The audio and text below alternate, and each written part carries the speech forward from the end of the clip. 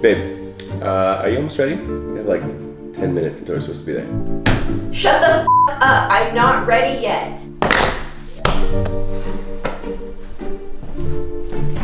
Alright, babe, I'm gonna go bowling with Ian. What? Since when? Babe, remember? I told you last week I had that bowling tournament with the boys and Ian. I don't remember that at all. And if your friends are more important to me, then don't even come back. Good morning, baby. Come on, it's time to get up. No. Come on, we gotta go. No.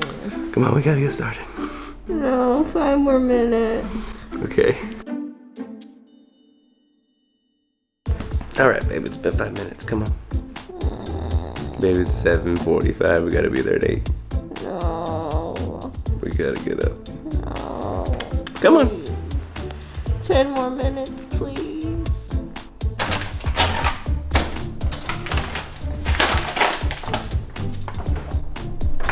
You love me.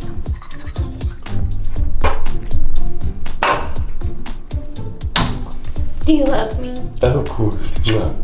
The City Chiefs on the board first. They're out in front of San Diego by a score of 7-0. And we'll be back.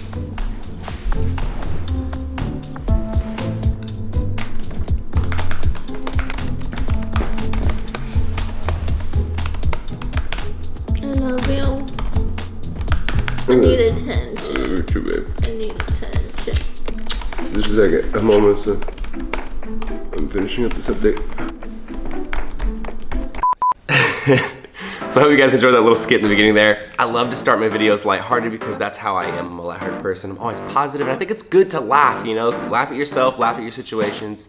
It's good, smile. So if you're new to the channel, you may not know, my girlfriend Sammy, I've been dating her for 4 years. She has mental illness, and she covers that super well on her channel, so definitely check that out. But she has borderline personality disorder with schizophrenic tendencies, and she battles bouts of depression. So she covers that on her channel, but a lot of you guys have asked me, you know, how's that work with you guys' dynamic in a relationship? And so today I kind of want to just clear the air of like how I've experienced it over the 4 years and like what I've learned, and just kind of give you guys advice for, you know, anyone out there who maybe you are in a relationship with someone who is dealing with mental illness, or you have mental illness and you're, you know, worrying about, you know, getting into a relationship with someone who isn't. Just pretty much diving into my relationship and opening up for you guys. So it's a little bit of a different video. I'm gonna have Sammy come on a little bit later in the video so she can talk about her side of it too.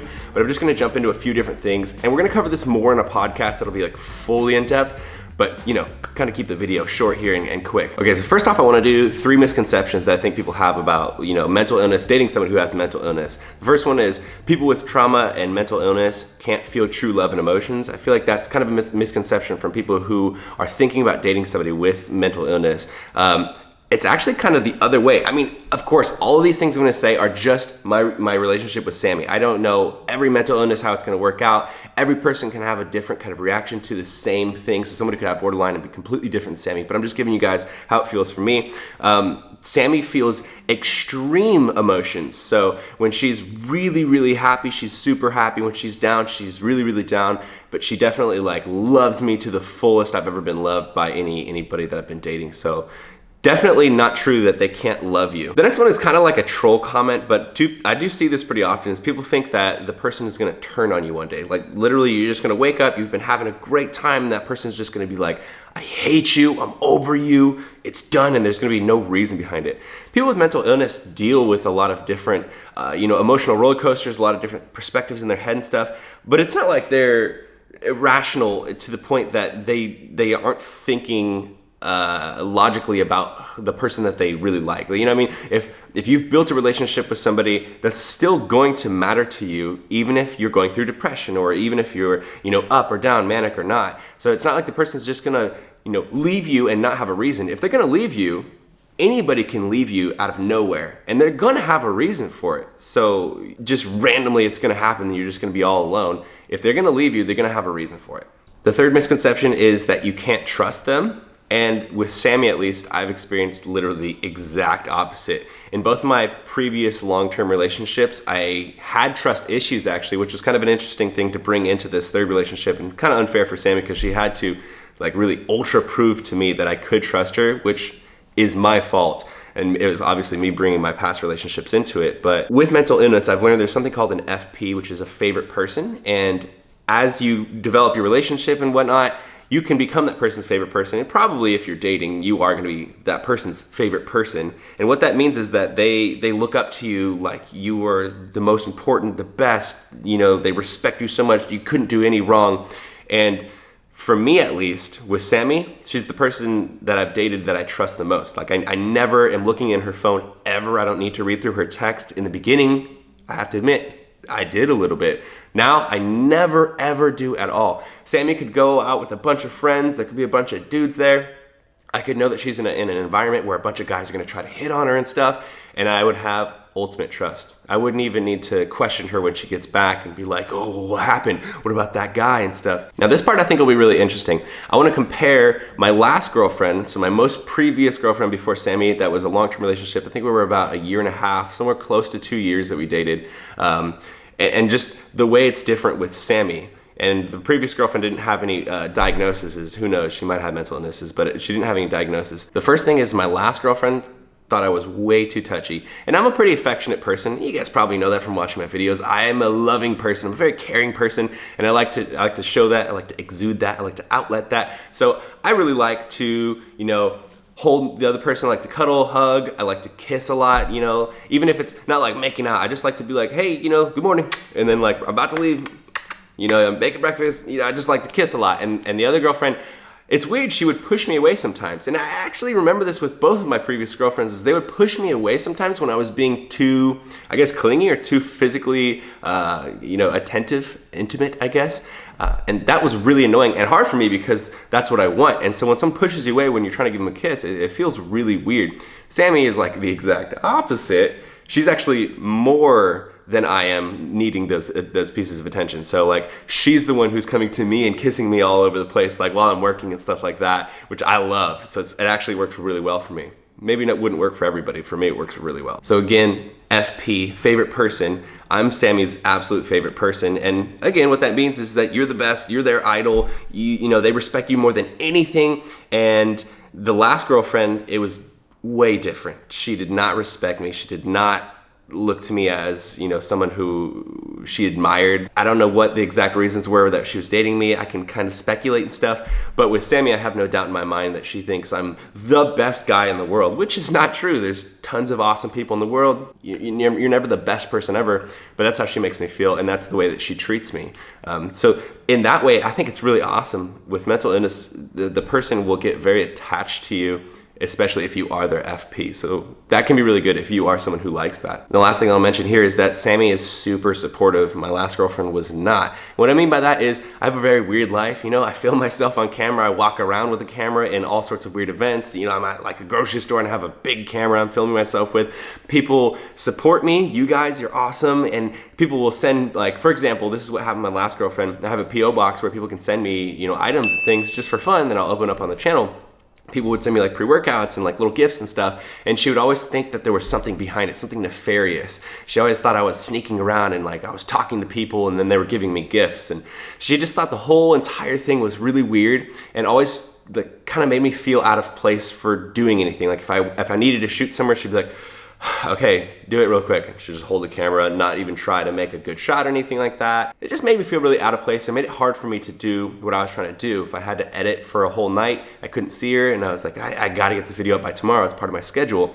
She'd make me feel bad for that. Whereas Sammy, she didn't come into my life already making YouTube videos on her own and all this other stuff. She wasn't like trying to be a social media person. So she didn't understand it all, but she was willing to learn and kind of like try to give her best to understand the situations that I was going into. So when I had to film and stuff, she was like, okay, sure. I don't know like why or what shot I should be getting, but I'm gonna try to do my best. And so she's always really pushed me to continue going farther and being more passionate about the social media and the content that I'm creating and stuff. And that has been really, really awesome. And something that I didn't know was going to be such a big deal. Whereas with the last girlfriend, I was just like, okay, yeah, I don't think anyone's really gonna understand. Even like one of my best friends, Eric the Electric, had the same kind of talk with me where he was like, I don't know if I'm ever gonna find somebody who understands what I'm doing because it's so peculiar.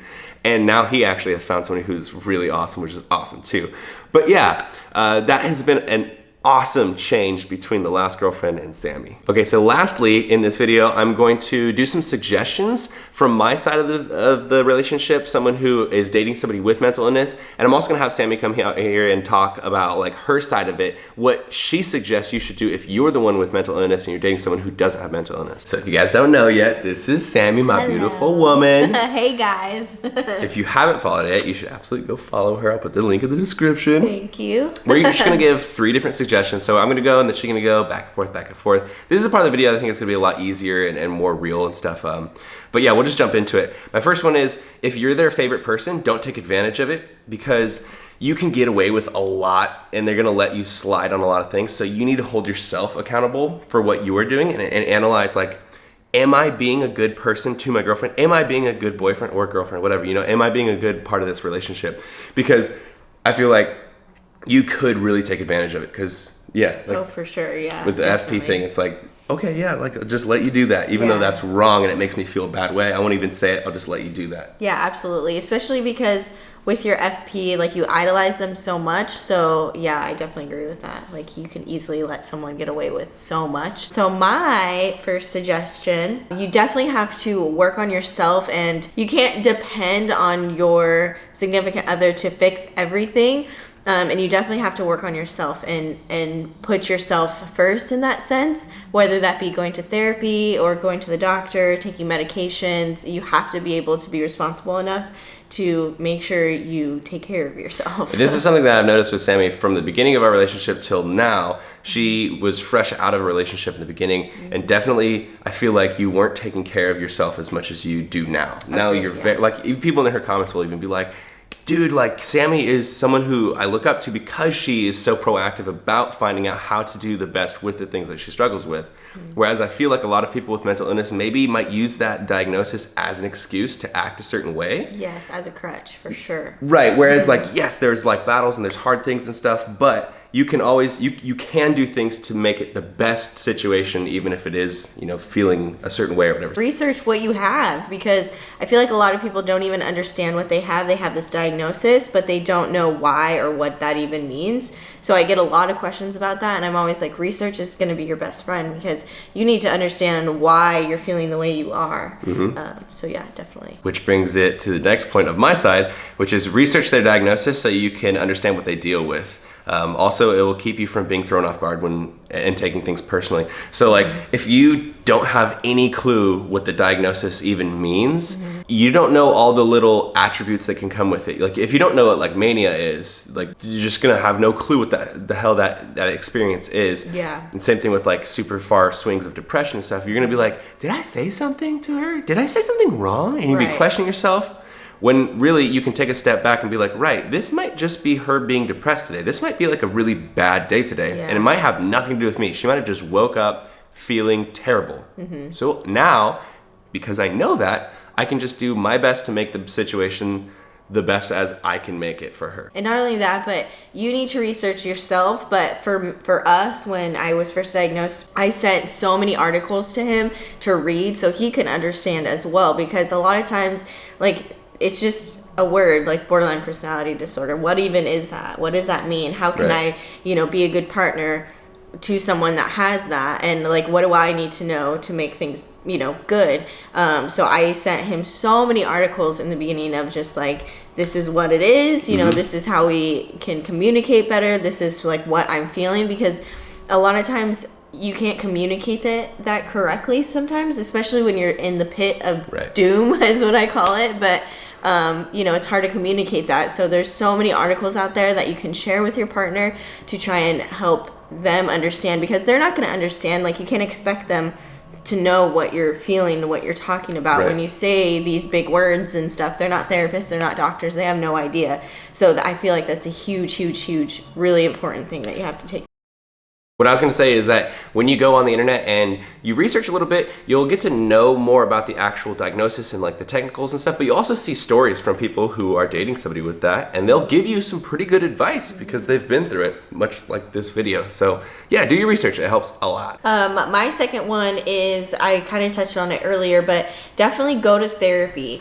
I think everyone really should go to therapy, but especially if you're dealing with mental illness, it's a non-biased opinion and person that you can talk to that isn't going to judge you, and that you can literally say whatever you want because you don't have to worry about hurting anyone's feelings or anything like that. And for me, it's definitely helped a lot. And if you need to get on medications, definitely do so. I don't think there's any shame in taking medication with dealing with your mental health. I think that if you need to take it, you need to put everything into your recovery, and that needs to be done. So. Yeah. And with therapy too, I think it's really important because sometimes it's hard to open up to someone that you're freshly dating, like full on, and you need to be able to open up full on. So you don't need to feel like that needs to all go into your partner. Go to somebody who, yeah, like you can open up fully and not be, you know, afraid of judgment and stuff, and slowly start letting your partner into things and slowly start opening up to them. But you don't need to hit them with everything all at once. I think that can help a lot. If it sounds like we're kind of rushing now, it's because we're afraid the battery's gonna die. In my opinion, it helps to be confident in yourself and know yourself well, because being able to give a counterpoint when your partner's having like a negative day is really helpful. If you're easily swayed to have your day ruined when other people's things aren't going well, then it can be really hard to date someone with mental illness. Like if they're having swings and that makes you also swing, it can be kind of unsteady and unpredictable for yourself.